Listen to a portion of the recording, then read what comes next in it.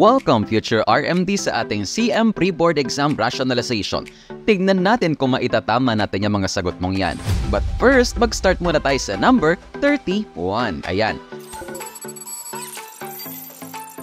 Mahaba yung tanong pero ganito lang yan. Yung ihi, meron siyang caramel odor. Tapos ang tanong, you can presumptively identify that this sample is from patient with MSUD when which of the following? Yung mga choices natin dito ay mga screening test yan sa mga metabolic disorders. Isa-isay natin yung mga choices. Letter A, perichlorate tube test yields a blue-green color. Kapag ganyan, baka may PKU ang baby. Yan ay presumptive test reaction for PKU.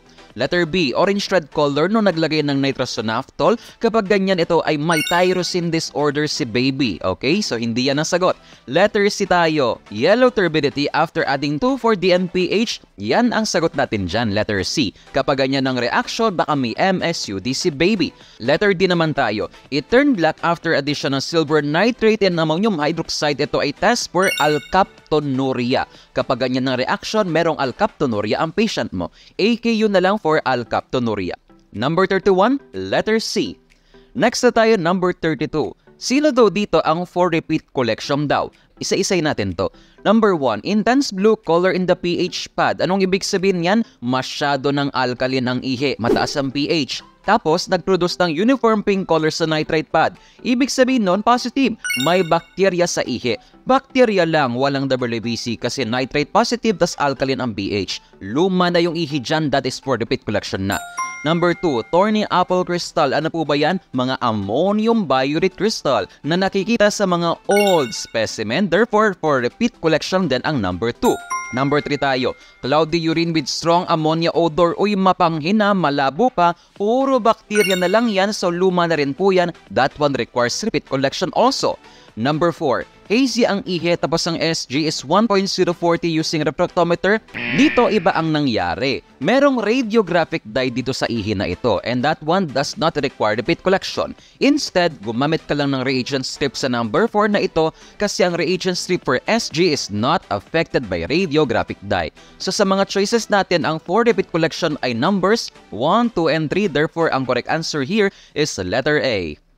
32, letter A. Next tayo, number 33. Dito ang patient natin ay 50 years old, 72 kilograms at ang serum creatinine is 1.1 mg per dl. Ang tanong, predict his creatinine clearance. Sir, parang kulang yung information. Nasaan yung urine creatinine? Tama? Nasaan yung volume ng urine? Kulang. Wala ring body weight dito. So, sir, ang sagot dyan is letter D, indeterminate.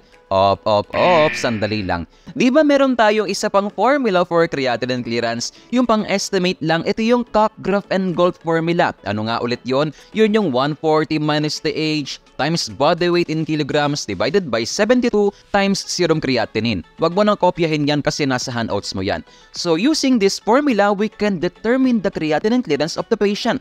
Okay, solve na agad natin. Okay, 140, tama. Minus the age, ilang taon yung pasyente mo? 50 years old. So, lagay mo rito, 50 times body weight, ilan ang kanyang timbang? 72 kilograms. Therefore, lagay mo rito ay 72 divided by 72 times serum creatinine. Anong given sa question? It's 1.1 mg per dl. Therefore, lagay mo rito ay 1.1.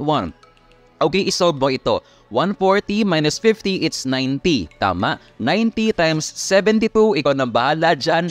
Yung sagot mo rito ay i-divide mo sa 72 times 1.1.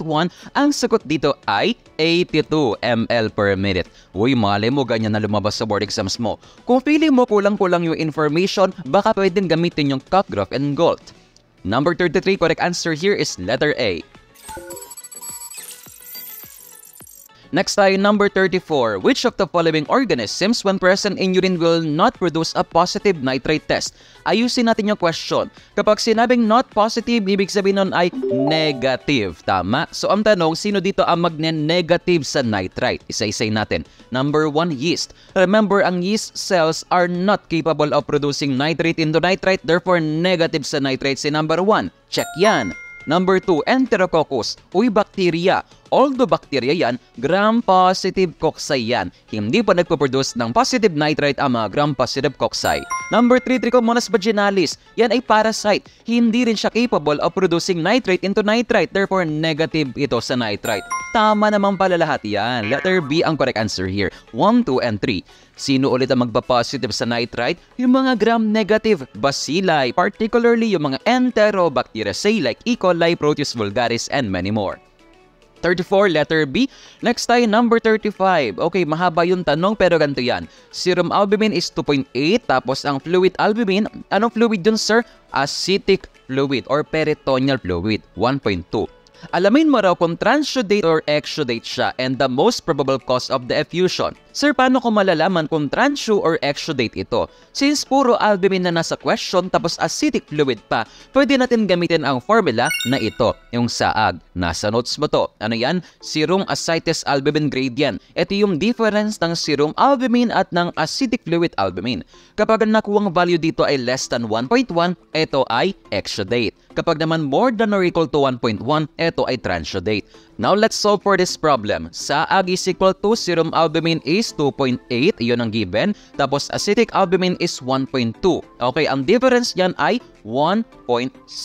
Uy, kapag 1.6 or more than 1.1, this is considered transudate. Ayun, pwede tayo magtanggal ng option. Tanggal na yung letter B. Exudate kasi yun. Kaya lang, sir, tatlo yung transudate. Paano po yan? Ang gawin natin ay mag-eliminate pa tayo. Okay, letter D muna tayo. Transudate as colorectal cancer. Diba ang cancer or malignancy ay pwede mag-cause ng exudate, hindi transudate? Diba nga yung exudative effusion is due to infection, inflammation, at saka malignancy. Tama? Therefore, mali yung letter D. Dalawa na lang, A tsaka letter C. Uy, ang cirrhosis at saka congestive heart failure both can cause transudate, tama? But wait, remember, ang acidic or peritoneal fluid covers your organs in the abdominal cavity. Sa tiyan, tanggal na yung letter A kasi nakalagay dito ay congestive heart failure. Remember, ang heart ay napapalibutan ng pericardial fluid, hindi peritoneal. So, ano natira? Letter C. Yan ang sagot natin. Transudate,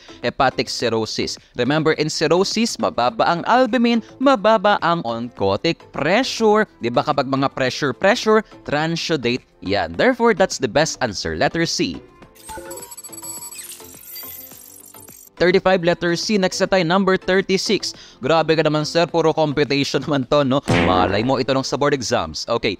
Given the following values, patient is most likely suffering from which of the following? CSF alb is 84, serum albumin is 4.2. Sir, paano ko malalaman ang sagot dito? You will use this formula, yung CSF serum albumin index. CSF alb divided by serum albumin. Gamit itong formula na to, computin agad natin. Okay, CSF albumin is 84, tama. Okay, divided by serum albumin is 4.2. Ang sagot natin dito ay 20.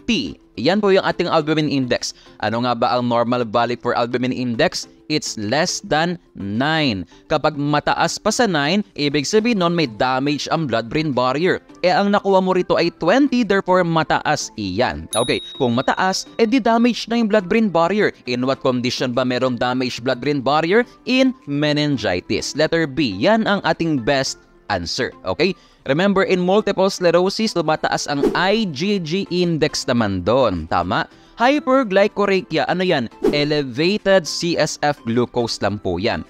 In Reye syndrome, anong tumataas? Glutamine naman in CSF. Okay? 36, correct answer here is letter B, meningitis. Next tayo, number 37. Uy, nabanggit ko to sa ating ratio if you remember. The renal threshold for sodium is which of the following? Malay mo ito nung sa board exam, it's 120 millimoles per liter. Okay? Meron ka dapat bagong matutunan dito. Yung 70 milligrams per deciliter, ito yung renal threshold for ketones. Malay mo ito nung sa board exams. Syempre, memorize mo na yung threshold for glucose. Hindi ko na yun itatanong dito sa pre-boards. Number 37, letter A. Next na tayo, number 38. Nahilo ka ba sa tanong na ito? Grabe naman yan, sir. O nakalagay, not untrue, tapos except. Ang gagawin mo lang dito ay aayusin mo lang yung question. Kapag sinabing not untrue, ano yon? True. Yes, true lang po yun. Nakalagay pa rito, except. So, pag sinabing true except, anong hahanapin mo sa choices? Yung false or yung untrue ulit. Okay, so hahanapin mo rito ay yung mali. False about Tom Horsfall protein daw. Isa-isay natin to. Number 1, main protein component ng casein mucus? Check. Number 2, it can cause positive reagent strip test for protein. Ang strip or protein can detect albumin only, hindi po pang Tom Horsfall yan, okay? Number 3, protein secreted by the RDE cells. Check. Number 4, it can be found in both normal and abnormal urine. Check din, di ba? Ito ay major constituent ng cast, yung Tom Horsfall protein, tama. At ang hyaline cast, for example, can be found in both normal and abnormal urine. Therefore, correct answer here is letter C. Yun lang ang mali sa tanong na ito. Number 38, letter C. Next tayo, number 39. Fecal enzymes like trypsin, chymotrypsin, and elastase 1 are produced by the pancreas. Therefore, kung mababa, yung mga yan, meron kang pancreatic insufficiency. Letter A ang correct answer here. 39, letter A. Next na tayo, number 40. Okay, nakalagay dito ang amniotic fluid specimen dinala sa laboratory. When tested for OD450, meron siyang peak absorbance at 410 nanometers. This indicates which of the following?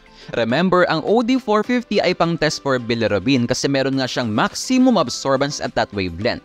Kaya lang 410 yung nakalagay. Ibig sabihin nun, hindi bilirubin ang nasa sample, kundi oxyhemoglobin. Yan ay may peak absorbance at 410 nanometers. In other words, also, yung sample mo may dugo, probably. O sa mga choices, anong best answer here? Letter C na yun, intraamniotic hemorrhage. How about the other choices? Alamin natin. Kung may phospholipids to, particularly yung mga lamellar bodies, dapat meron siyang peak absorbance at 650 nanometers. Yan ang wavelength dyan, okay? Erythroblastosis fetalis or HDN, tumataas ang bilirubin dyan. And remember, meron ditong peak absorbance at 450 nanometers.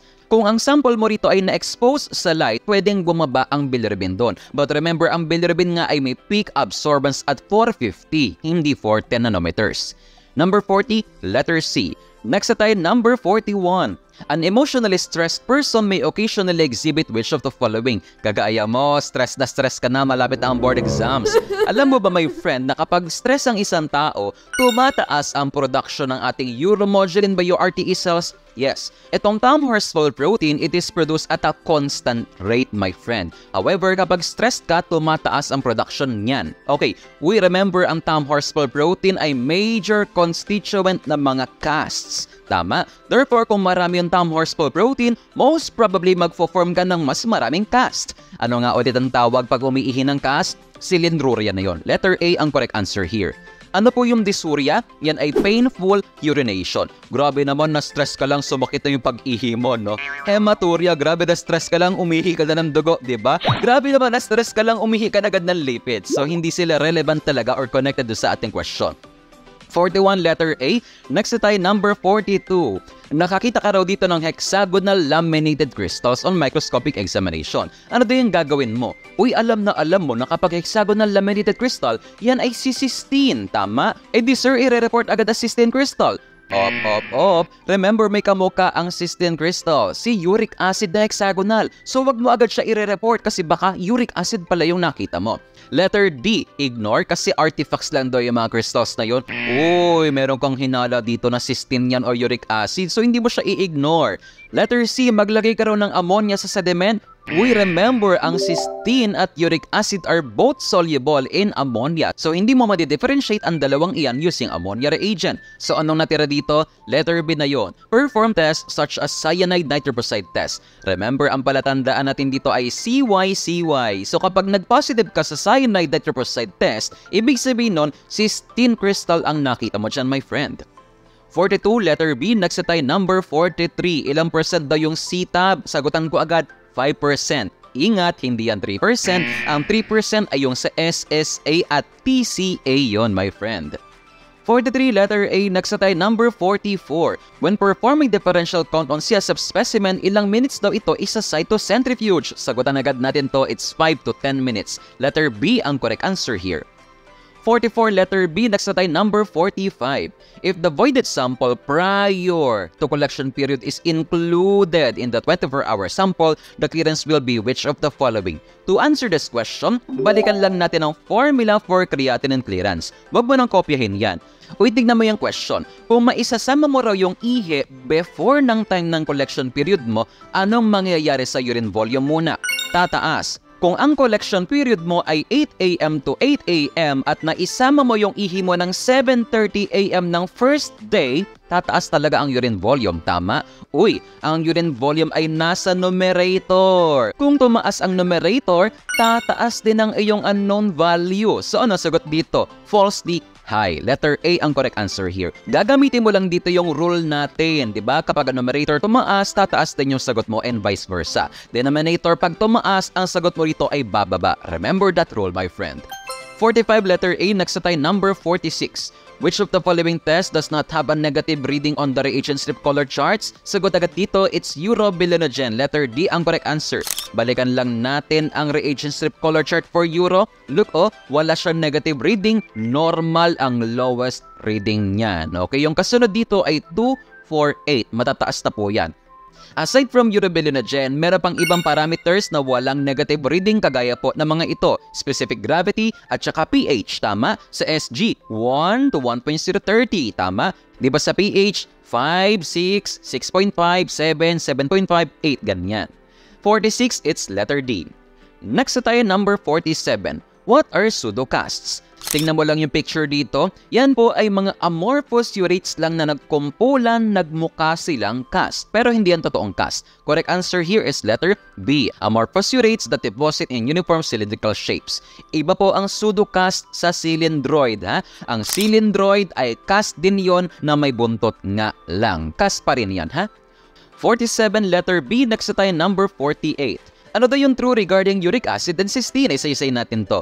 Number 1, both crystals polarized? Nope.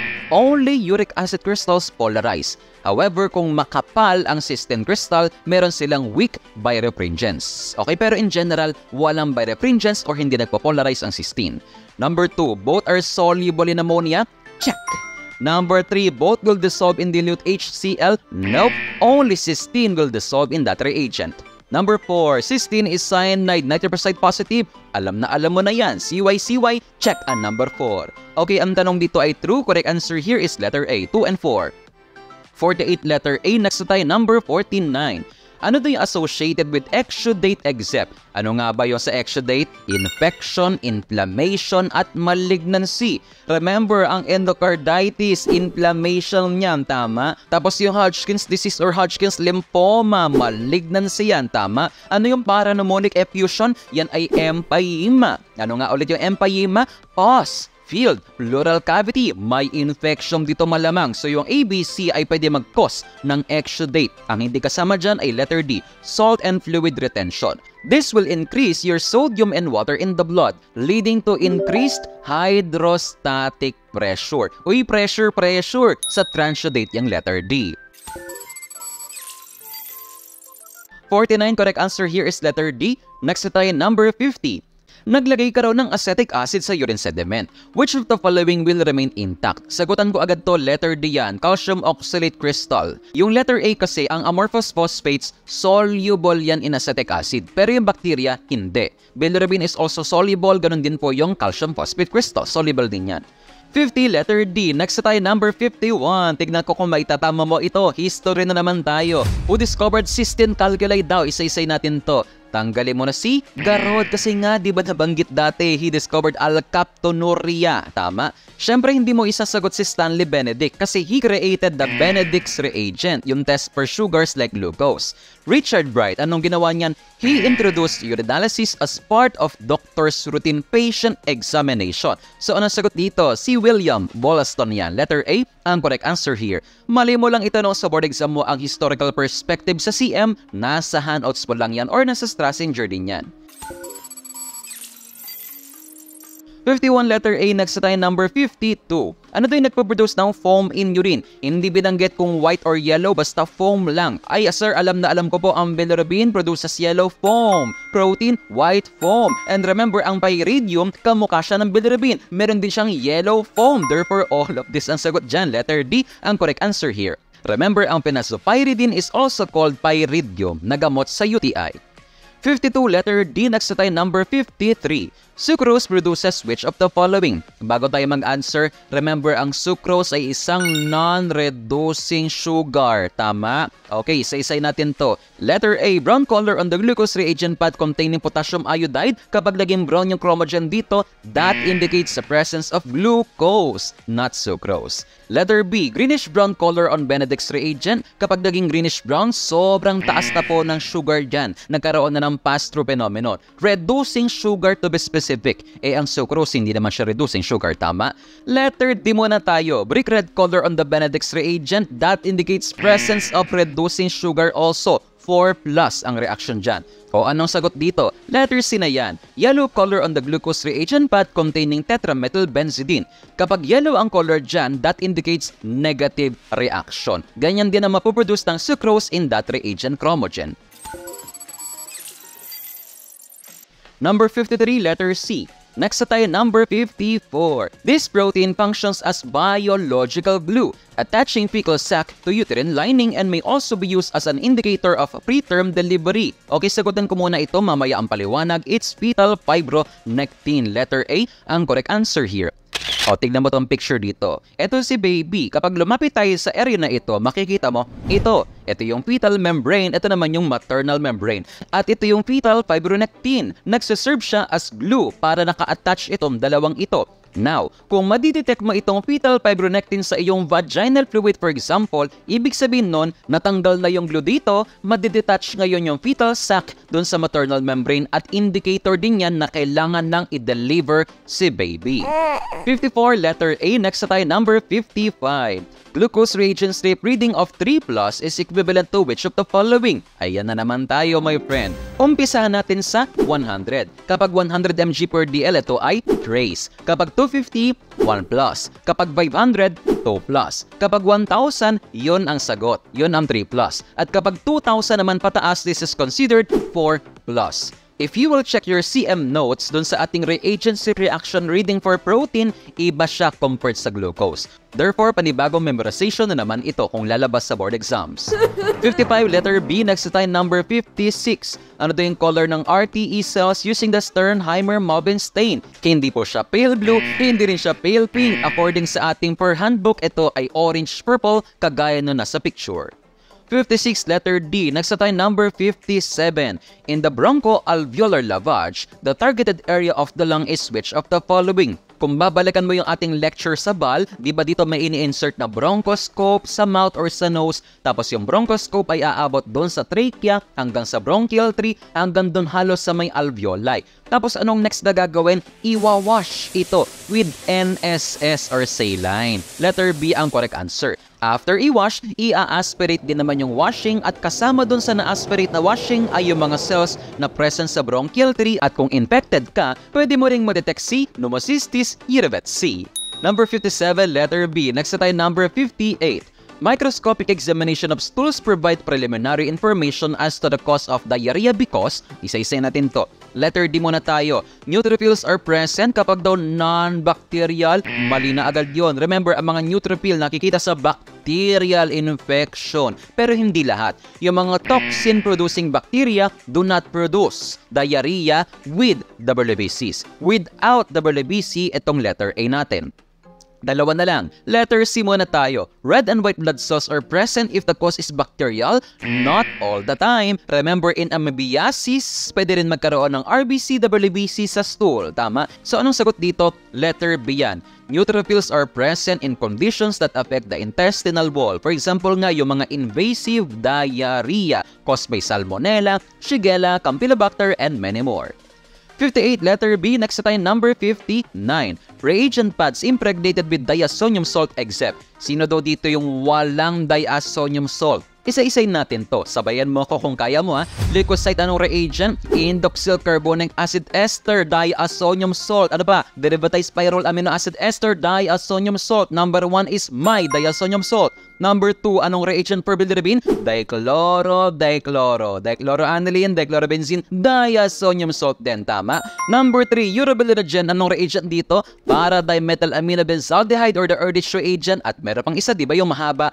Formetoxybenzene, diazonium tetrafluoroborate. Diazonium salt din yun. Number 3 is my diazonium salt din. Number 4, nitrite. Anong reagent dito? Diba ito nga yun? Para arsenic acid or sulfanilamide, hydroxytetrahydrobenzoquinolene, tetrahydrobenzoquinolene, quinolene, nitrite yon.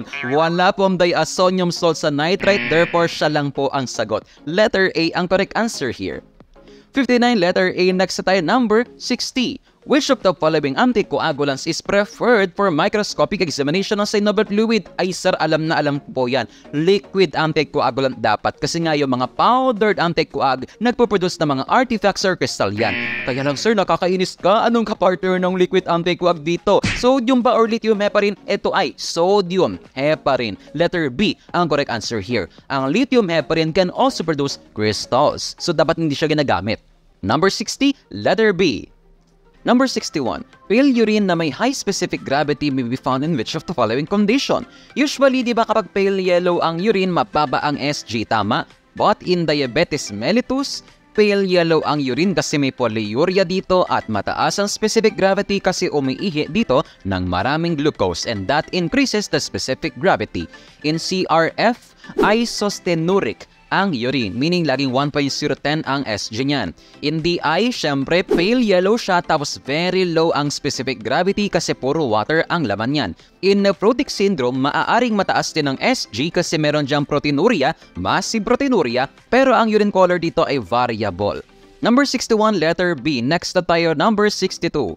Which of this causes turbidity that cannot be removed by acidification or filtration? Ang sagot dyan ay bacteria. Letter A.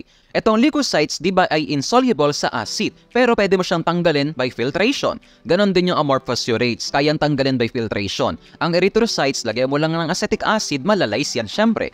62, letter A. Next tayo, number 63. Tingnan ko kung tatama ka rito. Ano daw yung urine parameter na first deep and read reagent strip developed by Miles Incorporated in 1950?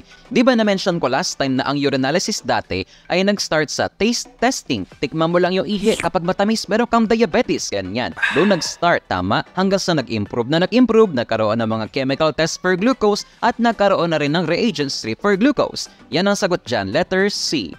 63, letter C. Next tayo, number 64. Which of the following crystals is rapidly destroyed by bacteria? According to Henry, it's cysteine. Letter B ang correct answer. And also, there are some bacteria that require cysteine for their growth. Number 64, letter B. Next tayo, number 65. True or false tayo? Tests for nitrite tend to be positive when large numbers of gram-positive bacteria are present. Mali. Remember, ang mga gram-positive bacteria, hindi sila capable of converting nitrate into nitrite. Dapat negative yan. Second statement, negative reactions for nitrite rule out the presence of UTI, meaning kapag negative nitrite, wala na raw agad UTI. Mali. Bakit? Kasi meron tayong agents ng UTI na nitrite negative, kagaya ng mga gram-positive bacteria like Enterococcus. Nagkakos din ng UTI yon. Therefore, both are wrong. Letter D ang correct answer here. 65, letter D. Next tayo, number 66. Most abnormal crystals are seen in urine of an alkaline pH. Mali. Remember, most of these are seen in acidic and neutral urine only. The use of phase contrast microscopy is especially helpful in the identification of crystals. Mali. Remember, polarizing microscope ang mas magandang ginagamit to identify the crystals. Nagpo-produce sila ng tinatawag na birefringence. Both are false again. Letter D ang correct answer here. 66, letter D.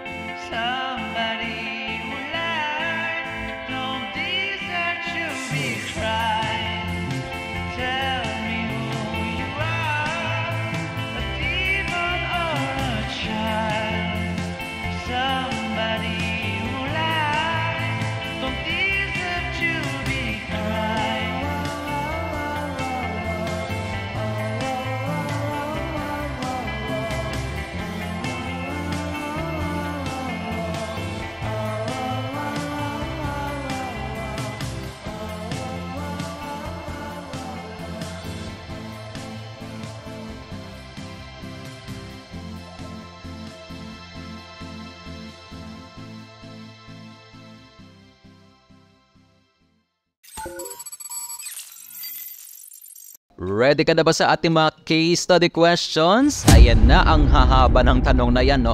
Pero mag-iingat ka dito, my friend. Kasi pag nagkamali ka sa isa, pwedeng magkamali ka rin sa mga preceding questions. So domino effect ito pag nagkamali ka ng analysis. Mahaba yung tanong dito pero hahanapin na lang natin yung mga clues. Ayan, yung nakikita mo sa ating screen, yan po ang mga clues natin. Si patient ay nag-positive sa group A beta hemolytic strep, may fever, may swelling in her feet.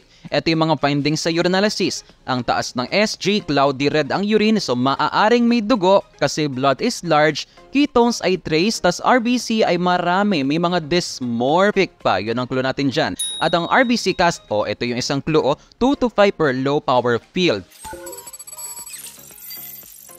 Sagutan natin yung mga tanong. 6 to 7 tayo. Ano daw yung most probable cause of patient's proteinuria?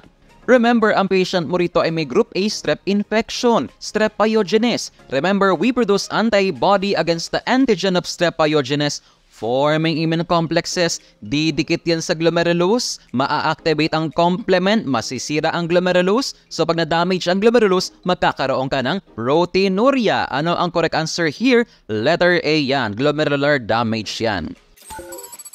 Next tayo, 68. The presence of dysmorphic RBC and RBC casts indicate which of the following? Na-remember mo sa ating lecture, magkakaroon lang naman tayo ng dysmorphic RBCs kapag merong glomerular membrane damage. May problema tayo sa glomerulus here. Letter D ang correct answer dyan. Siyempre kapag nagbe-bleed ang glomerulus, yung mga RBCs lulusot sa glomerulus, dadaan sa tubule, didikit sa hyaline cast to form RBC cast.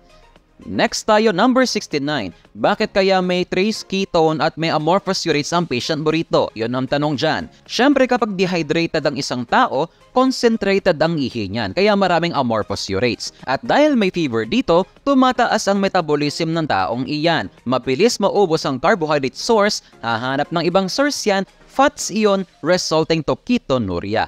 Correct answer here is letter B, dehydration caused by fever with concentration of urine. Next, number 70 tayo. What condition is exhibited by this patient? Nabanggit ko na kanina, may problema sa glomerulus. Therefore, ang best answer here is letter C, acute GN. Remember, ano nga ba yung pinakapalatandaan sa kondisyon na yan? May mga RBC cast at dysmorphic RBCs. Remember. Okay, 71 to 74 tayo. Ito yung mga clues natin. Si patient, feeling niya parang kailangan niya umihi palagi although wala namang lumalabas na ihi. At kapag ginawa niya yon, ang sakit ng pag-ihi niya. Okay, ito naman yung UA findings natin. Pale cloudy ang urine, malabong ihi, nitrite positive, leukocyte esterase positive. Meron ka ng idea dito. WBCs ang dami, may clumps pa, pero walang cast. Tapos ang bacteria, ang daming rods.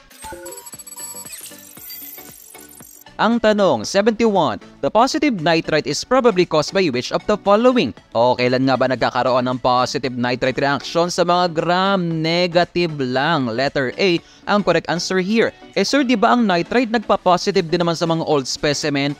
Check mo yung iyong findings. May bacteria at may WBC, so hindi yan luma ang specimen. 72 tayo. Positive leukocyte esterase is caused by which of the following? Pinag-iisipan pa ba yan? Maraming WBC syempre. Letter D ang correct answer here. Bonus na yan. Bawal magkamali dito ha. Pag nagkamali ka. Next tayo, number 73. This patient's alkaline pH is caused by the presence of which of the following? Malamang bacteria. Ito mga bacteria na ito may urease enzyme that convert urea into ammonia syempre. 73, letter A. Next na tayo, number 74. What condition is exhibited by this patient? Malamang sa malamang may UTI ang patient mo. Pero ang tanong, anong klaseng UTI? Take note, walang cast dito, tama? So probably lower UTI yan. Letter A ang correct answer here. And remember, lower UTI is term cystitis. Ayan yon. 74, letter A. Next na tayo, numbers 75 to 80. Okay, mahaba yung tanong pero ito yung mga clues natin. Si patient mo rito ay paraplegic, meaning paralyzed na yung kanyang legs, ganyan. Tapos merong history ng recurrent UTI. Tapos meron severe back pain, fever, chills, ganyan-ganyan. Ito yung UA findings. Yellow, cloudy ang urine, blood is moderate, nitrite is negative, leukocyte esterase positive. May konting RBC, maraming WBC at take note of this, may WBC cast at may moderate bacteria pa. Number 75 tayo. The patient's proteinuria is probably caused by which of the following? Based on sa ating findings na may WBC, may CAS at may bacteria, may UTI ang patient mo rito. Ang tanong, anong klaseng UTI? Dahil may CAS, more on upper UTI po yan. So the best answer here is letter D, tubular or interstitial damage. Most probably, this bacteria infected the kidney. Siyempre kapag may kidney infection, may mga WBC CAS dyan. And remember, ang CAS ay gawa sa protein, kaya meron ditong proteinuria. Number 76. Nag-positive sa leukocyte esterase pero negative sa nitrite reagent strip. Which of the following choices is correct daw? Alam mo sagot dito, baka yung patient mo hindi in-incubate ang ihi niya ng 4 na oras. Remember sa nitrite kailangan ng 4-hour incubation time kaya negative tayo sa reaction. So best answer here is letter B. Negative nitrite is due to insensitivity of the test or insufficient incubation time, or maaaring yung mga rods na nakita rito ay hindi capable of converting nitrite into nitrite. So ang best answer talaga is letter B. Number 77 tayo. I-explain mo daw yung reaction. Bakit nag-positive sa blood pero kakaunti lang naman yung RBCs? Ang correct answer here is letter C. Strip is extremely sensitive and consistent with microscopic findings. Sir, sure ka bang yan ang sagot dyan? Tingnan mo ang RBC 2 to 5 lang pero ang blood is moderate. Dapat kung 2 to 5 yung RBC, maaring trace lang yung blood reaction. Ganito yan. Actually, wala talagang problema sa chemical and microscopic examination. Nagmamatch yan. Pero sir, bakit ang taas naman ng reaction sa blood kakaunti lang yung RBCs? Meron ditong ibang factor or reason kung bakit nag-positive sa blood yan. According sa book, may mga bacteria causing UTI na merong bacterial peroxidases. Uy, peroxidase. May oxidase yung bacteria na yon. And remember, ang principle ng blood reagent strip ay pseudoperoxidase, activity ng hemoglobin. So yung mga bacterial peroxidase na yon ay nakakontribute dun sa ating blood reagent strip reaction. Kaya naging moderate yung ating blood, tapos yung RBCs on microscopic exam ay kaunti lang. So combination to ng mga RBCs at bacteria kung bakit nag-blood moderate tayo dyan. Next na tayo, number 78. The presence of WBC, bacteria, and cellular CAS indicate which of the following? Uy, may WBC, may bacteria at may CAS, malamang upper UTI yan. Letter A, ang correct answer here. 78, letter A. Next na tayo, number 79. The cells in the CAS were derived from which of the following? Since meron ditong UTI, ang best answer here is letter C, neutrophil. Pero sir, di ba ang lymphocyte ay leukocyte din naman yon, ba't hindi yon ang sagot? Remember, ang lymphocytes are rarely found in urine. At yung mga yan ay hindi rin po nagre-react sa ating leukocyte esterase kasi wala silang esterase enzyme. 79, letter C. Next na tayo, number 80. The condition exhibited by this patient is which of the following? Nabanggit ko na kanina, upper UTI yan, tama? Also called acute pyelonephritis. Letter D, ang correct answer here. Dapat sa mga panahong ito, alam mo na yung other choices. In cystitis, may WBC, may bacteria, walang CAS kasi lower UTI yan, tama? In AIN, anong findings dyan? May WBC, may CAS, pero walang bacteria kasi yan ay allergic reaction, tama? At hindi mo pwedeng isagot ang letter C kasi in acute GN, marami dapat RBCs and RBC CAS dyan. Next tayo, numbers 81 to 84. Ito yung patient information. Meron daw siyang history ng several infections at lethargic, yung parang nanghihina, nanlalambot, walang ka-energy, swollen with edema. Yan ang clues natin. UA findings tayo. Pale cloudy with abundant white foam. Yun ang clue dyan. Protein ang taas. 4 plus SSA. Tapos may fatty cast pa, ang dami. Hyaline cast, ang dami. Many oval fat bodies and free fat globules. Meron ka ng idea, tama? Pero sagutan muna natin yung mga tanong dito. 81. Abundant white foam is due to which of the following? Walang iba kundi protein. Alam na alam mo yan. Letter D ang correct answer here.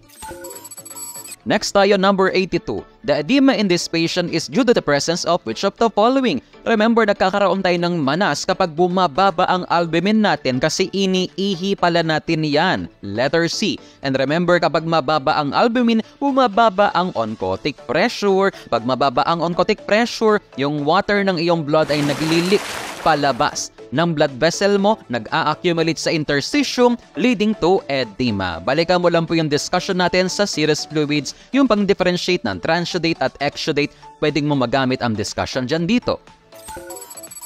Number 83. The presence of fatty cast, oval fat bodies, RTE, and free fat globules indicates which of the following? The best answer here is letter D. Severe renal dysfunction, probably glomerular. Kasi malamang sa malamang dito, nagkaroon tayo ng nephrotic syndrome. Yun ang sagot sa number 84, letter D, nephrotic syndrome. In that condition, sira na yung ating glomerulus, nawala na yung shield of negativity. So si protein ay lumulusot. Pag bumababa ang protein, ang liver ay nagproproduce ng lipids, mas maraming lipids, tapos nag-a-appear din itong mga ito sa urine. Kaya may mga ganyang findings. Napaliwanag ko na yan sa iyo dati during our lecture, nephrotic syndrome. Okay, next numbers tayo, 85 to 87. Ito yung patient information. Si patient daw ay mayat-maya ang pag-ihi, palaging nauuhaw. Tapos, mabango yung kanyang hininga. Fruity odor daw. Tapos ito yung mga findings natin. Pale clear ang urine, tapos ang SGI sa refractometer mataas at ang reagent strip mababa. Glucose ang taas, ketones large. Meron ka ng idea, tama? Sagutan muna natin yung mga tanong dito. Number 85. The difference in SG values is due to which of the following? Sagutan natin ito, it's letter B, the difference in the principles of the methods. Remember, ang refractometer ay minimeasure ang mga dissolvable substances, including glucose, protein, mga electrolytes, ganyan. And remember, ang reagent strip, ang dinidetect lang yan ay yung mga nag-a-ionize na substances. Yung mga sodium, potassium, chloride ions, ganyan. But not yung mga glucose, protein. Kaya magkaiba sila ng reading. Number 86. The patient is at risk of losing consciousness as a result of which of the following? Remember, ang daming ketones niya sa urine, tama? Ibig sabihin, ang taas din ng ketones niyan sa blood. And remember, ang ketones ay acid, so nakakaroon dito ng ketoacidosis. And remember, that condition will lead to comatose. Letter A ang correct answer, due to ketoacidosis nga. 86, letter A. Next na tayo, number 87. Which is exhibited by this patient? May glucosuria, may ketonuria, may polydipsia, tapos may polyuria pa. Anong best answer? Diabetes mellitus, particularly type 1. Remember, ketosis prone ang type 1. Yan ang best answer dyan.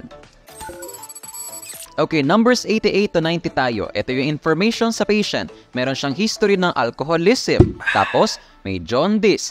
Ang tae niya ay parang clay. Tapos ito yung kanyang UA results. Brown, clear urine. Tapos ito pa yung isang clue, abundant yellow foam. Bilirubin is large. Tapos urobilinogen is normal. Yan ang ating mga clues dyan.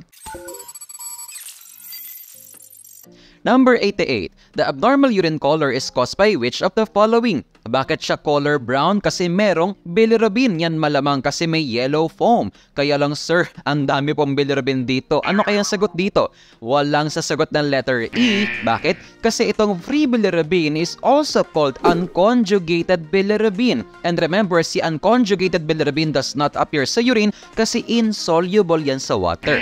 Remember also na ang urobilinogen is colorless. Therefore, hindi yan ang sagot. Ang sagot dyan is letter A. Bilirubin lang simply. Particularly, conjugated bilirubin yan malamang. Okay, number 88, letter A. Next tayo, number 89. The lack of color in the feces is caused by the absence of which of the following? Bakit nga ba color brown ang stool? Because of the pigment urobilin or stercobilin. Therefore, kung walang color yung feces, wala ding urobilin yan. Tama? Saan nagmula ang urobilin? From urobilinogen. Therefore, the answer here is letter D.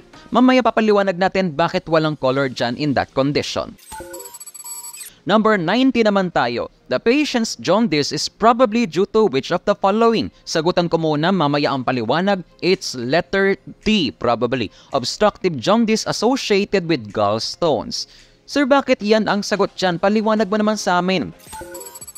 Okay, quick recap lang tayo ng hemoglobin degradation. Di ba sa hemoglobin ay magiging unconjugated bilirubin, papasok sa loob ng liver at mako-convert into conjugated bilirubin. Tama? Si conjugated bilirubin ay dadaan sa bile duct at pupunta ngayon sa intestines. Sa intestine, merong mga normal flora or bacteria.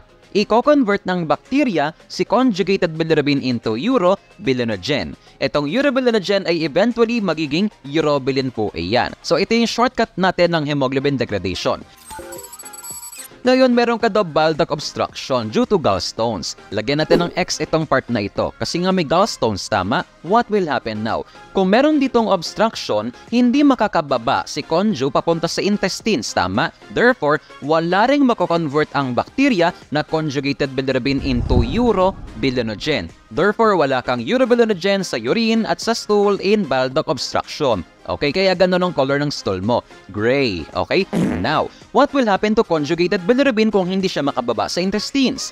Yan po ay mag-a-accumulate lang. Tataas yan at magre-regurgitate or babalik lang yan papunta sa liver. Mapupuno ng conjugated bilirubin ang liver, mag-o-overflow si conju dyan, magli-leak ito papunta sa blood, tataas yan sa blood at mag-a-appear ito sa urine. Kaya meron ka ditong bilirubinuria in bile duct obstruction. Pero sir, bakit nakalagay dito, urobilinogen is normal? Remember na banggit kanina, di ba, na ang reagent strip for urobilinogen cannot detect decreased levels. Kahit wala ka talagang urobilinogen in bile duct obstruction, pagdating sa reagent strip, normal po ang lalabas dyan. Okay, next numbers na tayo, 91 to 94. CSF na to, my friend. Si patient ay may fever, chills, headache, neck rigidity, back pain, and petechiae. Yung blood results niya, ang differential ay ito, 80% neutrophil, yan ang clue natin. Sa CSF naman, ito yung findings. Cloudy but not bloody CSF. Glucose is 15, mababa yan. WBC count is 12,000, ang taas po niyan. Tapos ang differential, 90% neutrophil. Tapos may nakitang gram-positive cocci in pairs, some intracellular. Dito pa lang sa ating results, meron ka ng idea kung anong sagot. Napakadali po nito. Number 91 tayo. Ano daw yung type ng infection based on WBC count and differential? O neutrophil lang marami, therefore bacterial yan malamang. Letter A ang correct answer dyan. Basic yan. Next, number 92 tayo. Ano daw yung significance ng gross appearance ng CSF? Anong appearance ulit? Cloudy but not bloody. O malamang hindi ito bleeding. Kaya siya malabo kasi maraming WBC. May infection yan probably. Letter B ang correct answer here, of course. Number 93, ano daw yung significance ng CSF glucose in this patient? Mababa yung CSF glucose niyan o meron tong meningitis probably. Of what origin? Huwag ka na mag-isip. Syempre, bacterial yan kasi maraming neutrophil tapos meron pang gram-positive cocci. Malamang yan ang sagot. B. Number 94, napakadali nito. Based on gram stain, what is the likely diagnosis? Yan na yon, bacterial meningitis. Letter A ang correct answer here. Dapat hindi ka magkamali sa questions na ito. Super duper easy yan. Next na tayo, numbers 95 to 96. Ito yung patient information. Si patient ay may joint pain in the large joints. Tapos may shoulder pain, swollen red knee joint. Ang radiographic findings ay ito. May calcification sa cartilage, yung tinatawag na chondrocalcinosis. Tapos ang synovial fluid at yung results, may nakitang crystals, intra and extracellular, chunky rectangles, weakly birefringent, blue. Yun ang clue. Blue when slow vibration is aligned parallel to the long axis of the crystal. Meron ka ng idea dito, tama? Number 95 tayo. The birefringence in this patient is consistent with which of the following? Color blue yung crystal, tapos rectangular pa siya, tapos nakalagay dito calcification. Eh di malamang letter A ang correct answer here. Calcification, so calcium pyrophosphate dihydrate po yan malamang. Tapos color blue siya kasi nag-exhibit siya ng positive birefringence. 95, letter A. 96 tayo. Ano din disease exhibited by this patient? Remember, ang CPVT crystal is associated with, of course, pseudogout or pseudogout. Letter C ang correct answer here. Next tayo, number 97. Ito, tignan ko kung maitatama mo to, no? Ano daw yung urine specimen having an odor of rotten eggs? Uy, ano nga ba yung rotten egg? Nabubulok na itlog po yan. Remember, ang itlog, pag nabugok, naglalabas po yan ng sulfur. Yun ang responsible kung bakit masangsang or napakabaho po ng amoy ng bugok na itlog. Uy, nabanggit ko sulfur. Ano kaya dito yung may sulfur? Malamang ito ay cystinuria. Letter D ang correct answer. Iba po yung rotting fish sa rotten egg. Magkaiba yon. In rotting fish, trimethylamminuria po yon. Pero wala yun sa ating choices here. How about the other choices, sir? Alamin natin. Uy, bago sa paningin, ano yung Richter-Hanhart syndrome? Yan po ay tyrosinemia lang pala, type 1. Ano ang characteristic odor dyan? Siyempre, rancid butter. Yan, maanta, maasim-asim, parang panis. Ganon. Tyrosine disorder po yung letter A. Itong letter B, multiple carboxylase deficiency. Ang characteristic urine odor dyan ay amoy tomcat. Yes, tomcat. Okay. Letter C, hydroxymethylglutaric aciduria. Anong characteristic odor dyan? Cat urine odor. Ano pong pinagkaiba ng cat at saka tomcat? Yung tomcat specific po siya. Lalaking pusa lang pala yun. At mas matapang yung amoy ng ihi ng lalaking pusa kaysa sa babaeng pusa. Okay? Nakaamoy ka na ng ihi niyan, di ba? Napakabaho po niyan. 97, letter D, cystinuria. Kasi nga yung rotten egg naglalabas ng sulfur. Yan, my friend. Next na tayo, number 98. Ano daw yung renal colic? Alam mo ba yung colic? Yan, grabe, umiiyak ka na talaga dyan sa sobrang sakit. Yes, pain due to passage of stones down the ureter. Remember yung mga malalaking bato na yan, kapag nadurog ng maliliit yan at dumaan sa ureter, kumikis-kis po yan dyan. Ang sakit po niyan, promise. Maiiyak ka talaga sa sobrang sakit. How about the other choices? Alamin natin. Etong inflammation of the renal pelvis is also called, syempre, pyelonephritis. Alam na alam mo na yan. Etong letter B, enlargement of the kidneys due to obstruction. Ito yung tinatawag na hydronephrosis.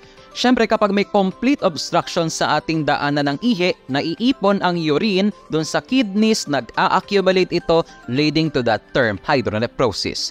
Itong letter D, absence of one or both kidneys, ang tawag dyan ay renal agenesis. From the word agenesia. Ano po yung agenesia? Sa histopath, diniscuss yan. Yan ay absence of an organ. Yes, wala po yung organ. In this case, wala yung one or both kidneys. Yun yung agenesis or agenesia. 98, letter C. Next na tayo, number 99. Ito, tingnan ko kung matatama mo to. Oxalobacter formigenes is a gram-negative anaerobic intestinal bacterium that helps its host by which of the following? Alam mo ginagawa ng bacteria na yan, dinedegrade or bine-breakdown ang oxalate. Yes, para mabawasan ang absorption ng oxalate sa intestine at mabawasan din ang oxalate excretion sa urine. So, mali yung letters A at C. Dapat decrease po yan. Therefore, this bacteria can help reduce formation of oxalate stones. Kapag wala ka ng bacteria na yan, tumataas ang risk na mag-form ka ng oxalate kasi wala na pong nagba-breakdown ng oxalate sa iyong intestine. Tataas ngayon ang absorption ng oxalate, tataas din yung excretion niyan sa urine. And last question, number 100 tayo. Tagalogin na natin to. For example, ay nagpa-perform kayo na experiment. Pagbukas mo ng test tube na may ihi, tumalsik to sa mukha mo, pati sa intern na kasama mo. Medyo nakaramdam ka ng kahihiyan. Pero napansin mo, yung intern na kasama mo, sobrang busy. Hindi niya namalayan na tumalsik na yung ihi sa kanya. So nagpatuloy lang kayo sa mga experiments nyo, hindi mo sinabi ang katotohanan. Tapos yung intern sabi niya, "Hala, ba't parang basa yung buhok ko? Kanina pa akong naligo ah." Tapos ikaw, tahimik ka lang. Oy, wala akong alam dyan ha.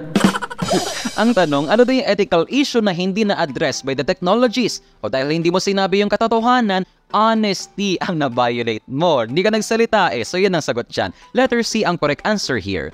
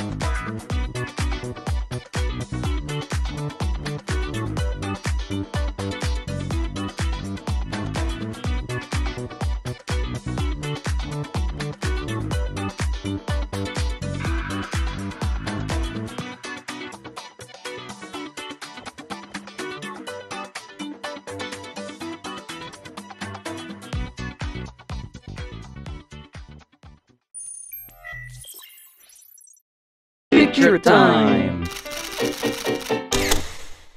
Number 1. What does this image below demonstrate? Yan ay picture ng glomerular filtration barrier under the electron microscope. Letter A.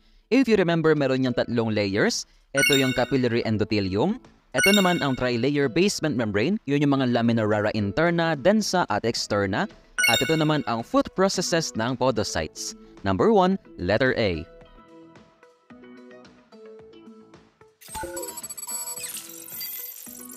Number 2.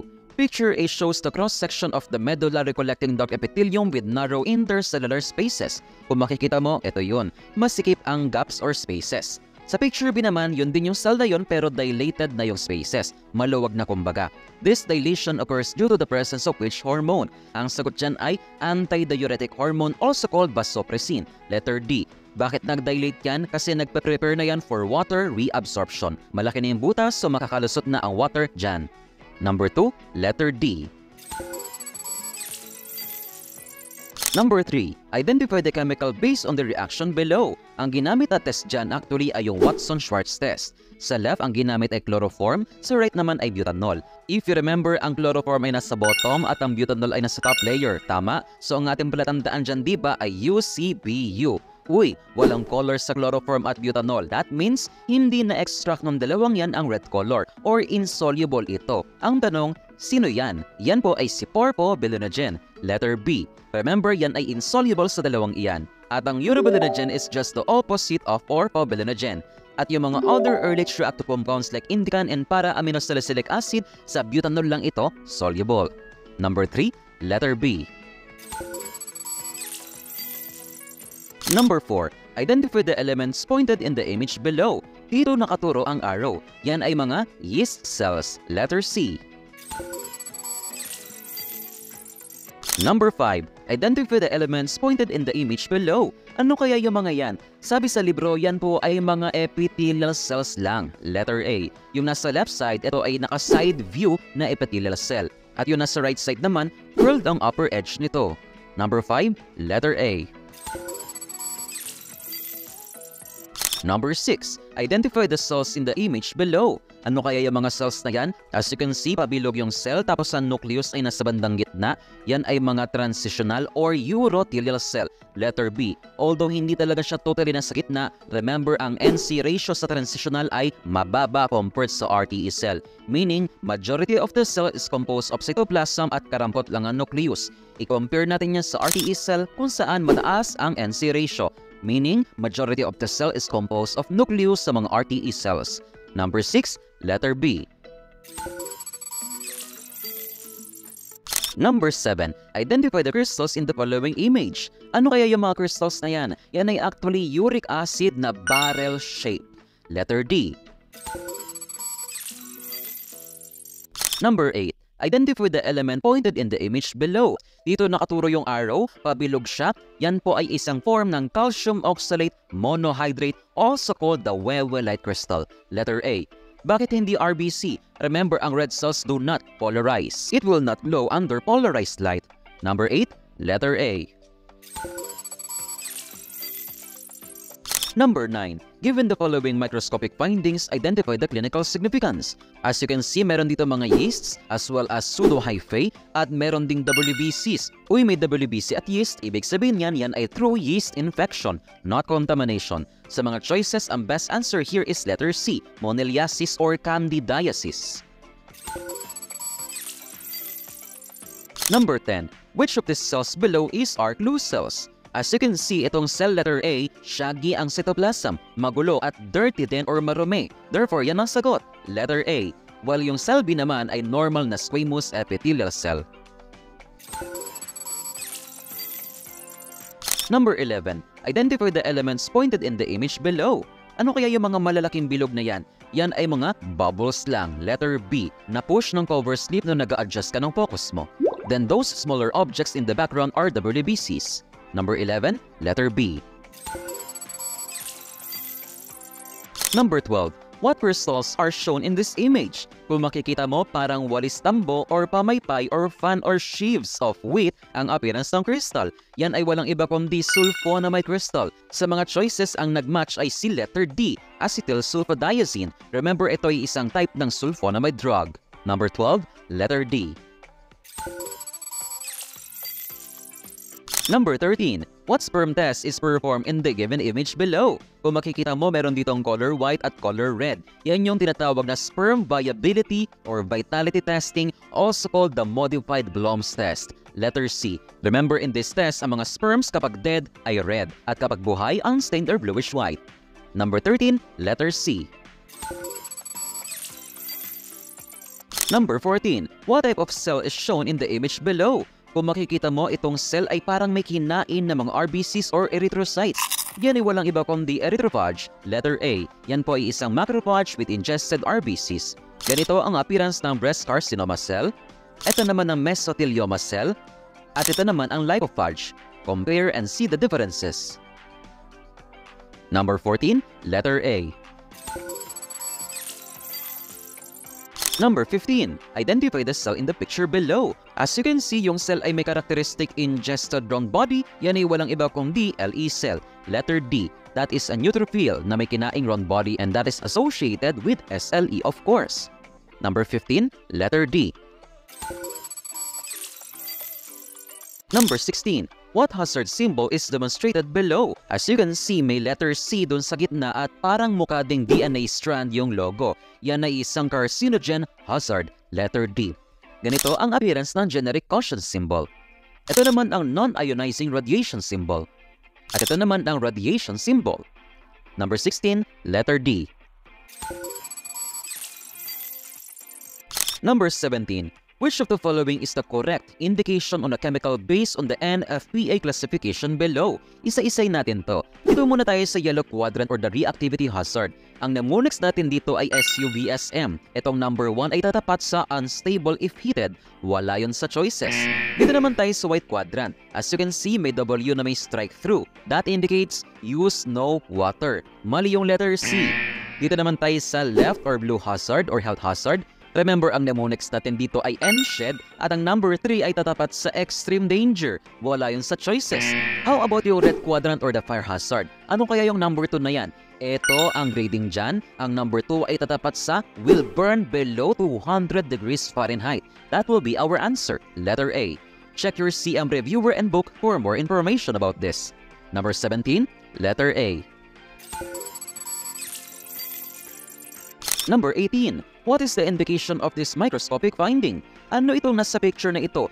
Yan ay isang RTE cell na may lipids or fats in the cytoplasm. Yan yung tinatawag na oval fat body. And remember, that is associated with conditions na may lipiduria like in nephrotic syndrome. That oval fat body contains cholesterol due to the Maltese cross formation under the polarizing microscope. Number 19. Identify the elements in the image below. Kung makikita mo, irregular ang appearance, hindi yan pwede maging waxy cast. Hindi pwedeng starch granules kasi ang starch ay sphere with dimpled center. At ang cholesterol naman ay may notch or staircase pattern. Ano kayang pwedeng isagot dyan? These objects are just glass fragments, letter B, na nagmula sa glass slide probably. Number 20. A reagent strip pad shows the following reaction. This can be found in which renal disease? Ano lang bang parameter or reagent pad ang nagpo-form ng speckled or spotted pattern? Wala iba kundi blood. At kapag ganyan ang pattern, that indicates presence of intact red cells or hematuria. In other words, umiihi ka ng dugo. Sa mga choices natin, ano dyan yung may hematuria? The best answer here is letter A, acute glomerulonephritis. Dyan sa kondisyon na yan, nagbe-bleed ang glomerulus. Number 20, letter A. Number 21. What type of microscopy is used in the image below? Kung makikita mo, meron ditong formation ng halo, halo, halo. Anong microscope yan? Yan ay si phase contrast. Letter B. Number 22. What is the indication of this microscopic finding? Kung makikita mo yung picture, mga fiber lang ito or mga diaper fiber probably, and that indicates contamination. Letter C. Remember, ang mga cloth fiber, makapal ang kanilang border or edges, while ang mga cast, manipis ang border at nagbabulge sa gitna. And they do not look parasites either. Number 22, letter C. Number 23. Identify the object seen in Tube A. Kung makikita mo itong Tube A, meron siyang characteristic ground pepper appearance or pamintang durog. Yan yung tinatawag na ochronotic shards. Ano ba yung mga shards na yan? These are debris from joint prosthesis. Therefore, there are two answers here, A and C. Correct answer is letter D. Number 24. Which of the sperm cells has a normal head morphology? Obvious na obvious na si sperm bilang ang normal ang head, while the rest of the sperms lack acrosomal cap. 24. Letter B. Number 25. This microscopic finding is associated with which of the following conditions? Yang nasa picture na yan ay actually undigested muscle fiber. Probably may creatorea ang iyong patient. Saan pwede makita yon? Pwede sa cystic fibrosis as well as bile duct obstruction. Kung pipili ka ng isa dyan, cystic fibrosis ang piliin mo. 25. Letter B. Number 26. This instrument below is based on which of the following principle? Itong nasa picture natin ay isang reagent strip reader. At anong principle na mga yan? Walang iba kundi reflectance photometry. Letter D. Number 27. This is used to extinguish fire caused by which of the following? Yung nasa picture ay buhangin lang or sand. And remember, yan ay ginagamit to extinguish type D, fire, or fire caused by flammable metals. Letter D. Yan ang best answer. Number 28. This reading scale can be found in which of the following instruments? Yang nakikita mong yan ay reading scale ng refractometer. Letter C. Number 29. Given the following image, identify the clinical significance. Yan sa picture ay histology ng glomerulus under the microscope. Ito lang talaga ang glomerulus, yung nasa gitna yung pabilog. But as you can see, may mga cells na nakapalibot sa glomerulus that form a crescent. Ito yung tinatawag na crescentic glomerulonephritis, also called the rapidly progressive GN. Letter A ang correct answer. Number 30. Given the following image, identify the clinical significance. Yan ay histology again ng glomerulus under the microscope, pero merong kakaiba dito kasi parang may na-form dito na riles ng tren or tram track. Itong area na ito. Uy, remember, nagkakaroon lang ng tram tracking sa iyong glomerulus kapag ang membrane nito ay nag-proliferate. O, nabanggit ko na yung sagot. Anong condition yon? Walang iba kundi membranoproliferative glomerulonephritis. Letter B. Okay, assessment tayo, my friend. Kung ikaw ay naka-90 dito pataas, grabe, halimaw. Wow. Ang lupit mo naman. Nagbasa ka ng libro, nagbasa ka ng handouts natin, tapos nag-familiarize ng mga pictures. Ang lupit mo naman. Kung ikaw ay naka-60 to 89, grabe, magaling mag-analyze. Tama? Kung ikaw ay naka-59 pababa, baka minemorize mo lang po yung handouts natin, hindi mo gano'n in-analyze. Kaya pagdating dito, more on application na, medyo nalito ka, okay lang yan. Meron ka pang time para bumawi. Hindi man ito yung itatanong sa yung actual board exam, pero at least nagkaroon ka na ng idea about mga pictures, mga case studies, kung paano mo sila sasagutan. Again, congratulations for reaching this far, my friend. Konting tiis na lang, konting tiyaga na lang. Matatapos din itong paghihirap mo, magiging worth it lahat ng efforts mo. And I pray na sana maka-line of 9 ka sa CM board exams mo. God bless future RMT. Bye-bye! Goodbye.